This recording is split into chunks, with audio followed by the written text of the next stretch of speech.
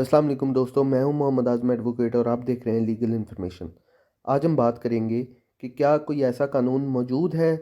या कानून में कोई ऐसी शिक मौजूद है कि अगर कोई शख्स जो मैरिड है, शादीशुदा है, वो अपने बीवी बच्चों को प्रॉपर जो है ख़र्चा फ़राहम नहीं कर रहा, उनको खुराकिया जो है वो प्रॉपर तरीके से फ़राहम नहीं कर रहा, या एक शख्स जो है उसने 2, 3 या 4 शादियाँ की हुई हैं, वो किसी बीवी को जो है प्रॉपर ख़र्चा नहीं फ़राहम कर रहा, या किसी एक को ज़्यादा खर्चा दे रहा है, दूसरी को कम दे रहा है, या 2 को कम दे रहा है, 2 को ज़्यादा दे रहा है, या 3 को ज़्यादा दे रहा है, 1 को कम दे रहा है। इस तरह का अगर कोई हो, इस तरह का कोई इश्यू हो, तो क्या जो ग्रीव्ड बीवी है, जिसको कम खर्चा दिया जा रहा है, जिसके बच्चों का ख़्याल नहीं रखा जा रहा, तो क्या वो किसी तरीक़ा से अदालत के अंदर जाए बगैर, अदालत से रजू किए बगैर, कोई और जो उसकी लीगल रेमेडी उसे अवेलेबल है उसको अवेल किए बगैर क्या वो अपने खामंद से ख़र्चा ले सकती है? क्या कोई ऐसा कानून मौजूद है? तो जी बिल्कुल ऐसा कानून मौजूद है। आज हम पढ़ेंगे section 9 Muslim family law ordinance जो है, उसका जो सेक्शन 9 है वो मेंटेनेंस के बारे में है, ख़र्चा नानो नफ़का के बारे में है। तो आइए दोस्तों पढ़ते हैं कि सेक्शन 9 जो है वो क्या कहता है।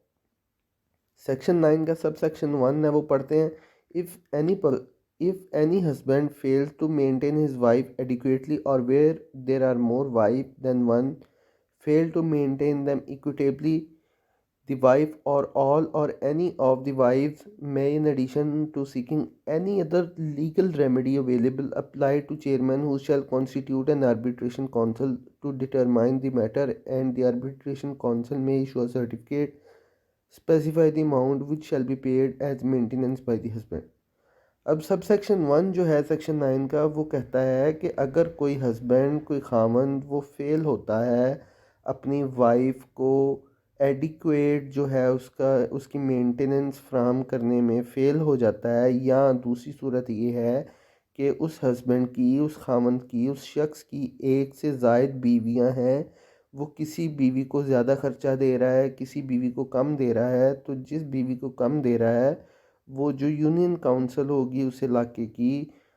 तो वो औरत, वो बीवी वहाँ पे यूनियन काउंसिल के चेयरमैन को एक एप्लीकेशन देगी। उसके बाद चेयरमैन जो है वो आर्बिट्रेशन काउंसिल जो है वो बनाएगा, उसको बुलाएगा उस बंदे को, वहाँ पे उनका जो मैटर है उसको जो है उस पर नज़र डाली जाएगी, उस मैटर को सुना जाएगा। उसके बाद अगर उसको लगता है कि यहाँ पे वाकई ही में कोई जो है वो फ्राहम नहीं कर रहा, उसको न खर्चा नानो नफ़का नहीं दे रहा, उनको अच्छे से जो मेंटेनेंस है वो फ्राहम नहीं कर रहा, तो फिर जो यूनियन काउंसिल का चेयरमैन होगा वो एक सर्टिफिकेट जो है वो उसको बीवी को दे देगा, और उसमें जो है वो जो एक स्पेसिफिक अमाउंट होगी जितना उनको खर्चा चाहिए उस हस्बैंड से, वो भी वहाँ उस सर्टिफिकेट में दर्ज होगा, और उसको जो है वो पे करना पड़ेगा। अब इसका आगे सब सेक्शन 1A है, वो बच्चों के बारे में है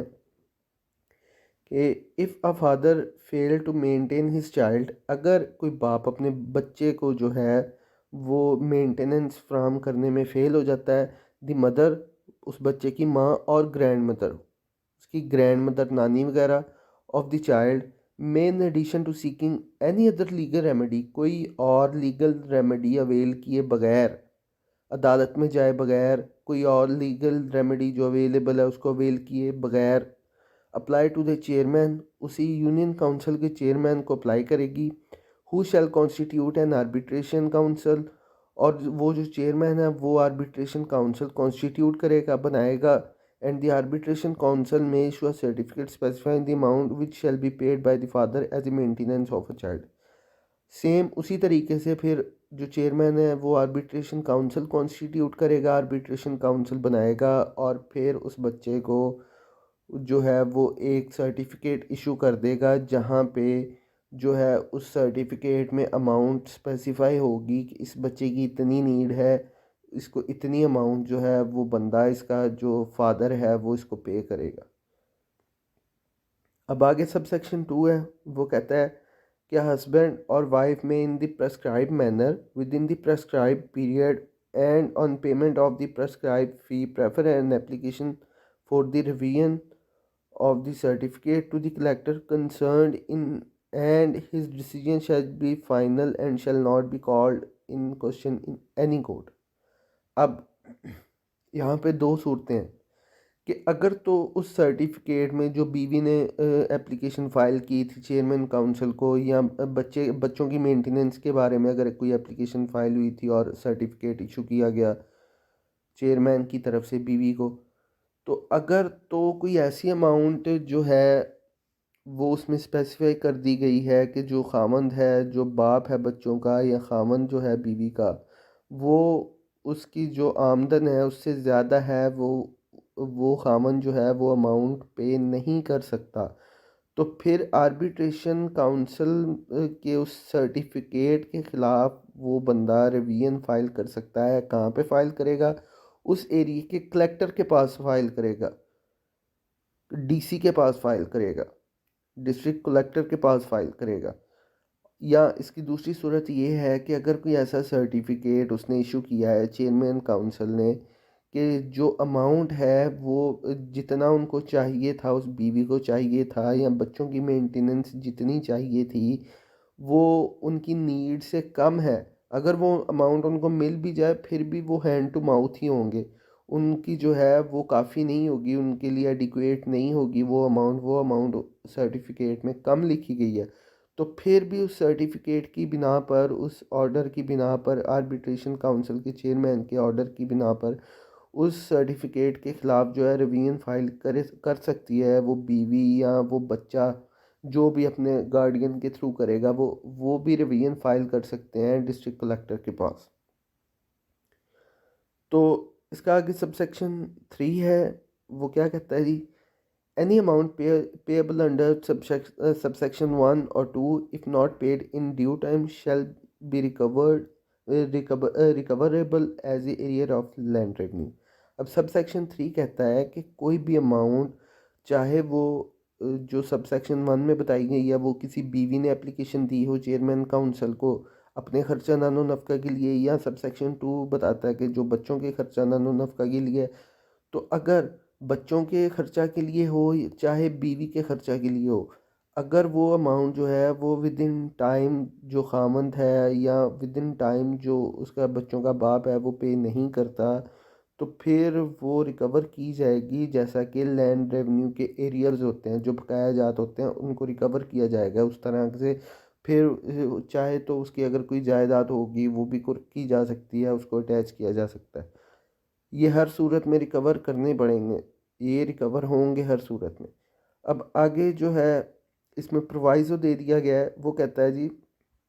provided that the Commissioner of a Division may, on an application made in this behalf and for reason to be recorded, transfer an application for revision of the certificate from a collector to any other collector or to a director local government or to an additional commissioner in his behalf। अब यहाँ पे बताया गया है कि जो revision file की गई है उस सर्टिफिकेट के ख़िलाफ़, तो अगर तो कलेक्टर उस टाइम मौजूद है या कलेक्टर है जो है वो डी सीटेड है, वहाँ पे मौजूद नहीं है, वो लीव पे है, या कोई बंदा जो है उस कलेक्टर की जो प्रोसीडिंग्स हैं उससे सेटिस्फाइड नहीं है, तो फिर वो सर्टिफिकेट की जो रिवीजन होगी उसको वहाँ से ट्रांसफ़र करवाया जा सकता है। अब वो ट्रांसफ़र कैसे किया जाएगा? तो जो अग्रीव्ड बंदा होगा जो ट्रांसफ़र करवाना चाहता है वो कमिश्नर, जो डिवीज़न का कमिश्नर होगा उसको एक एप्लीकेशन देगा, फिर जो कमिश्नर है वो उसको ट्रांसफ़र करने की जो रीज़न्स हैं वो वहाँ पे तहरीर करेगा, रीज़न्स लिखेगा, रिकॉर्ड करेगा, और फिर जो है वो किसी और कलेक्टर के पास उसको ट्रांसफ़र कर सकता है। तो ये एक छोटा सा सेक्शन था, उम्मीद करता हूँ कि मैंने आपको कुछ समझा दिया होगा।